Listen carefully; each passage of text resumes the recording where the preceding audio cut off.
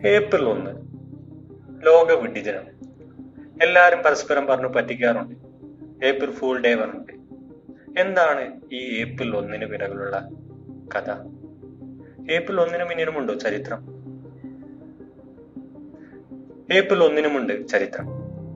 തമാശകളും തട്ടിപ്പുകളും അടങ്ങുന്ന ഏപ്രിൽ 1 എല്ലാ വർഷവും വിഡ്ഢിദിനമായിട്ടാണ് ആചരിക്കാറ്.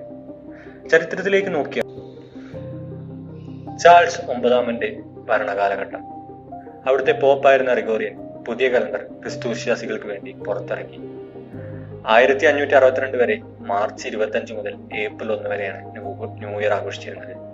എന്നാൽ ഗ്രിഗോറിയൻ കലണ്ടർ പ്രകാരം ന്യൂ ഇയർ ആഘോഷം ജനുവരി 1 മാറി. പുതിയ രീതി പ്രാബല്യത്തിൽ വന്നപ്പോൾ പഴയ രീതിയിൽ ആഘോഷിക്കുന്നവരെ നോക്കി ഏപ്രിൽ ഫൂൾസ് എന്ന് വിളിക്കാൻ തുടങ്ങി.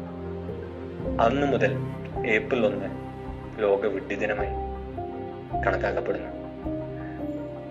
പുത്തൻ പരിഷ്കാരത്തെ ആക്സെപ്റ്റ് ചെയ്യാൻ മടിയുള്ളവരെ ഫൂളുകളായിട്ടാണ് ലോകം കാണുന്നത് എന്നൊരു ചരിത്രം കൂടി പറയപ്പെടുന്നു.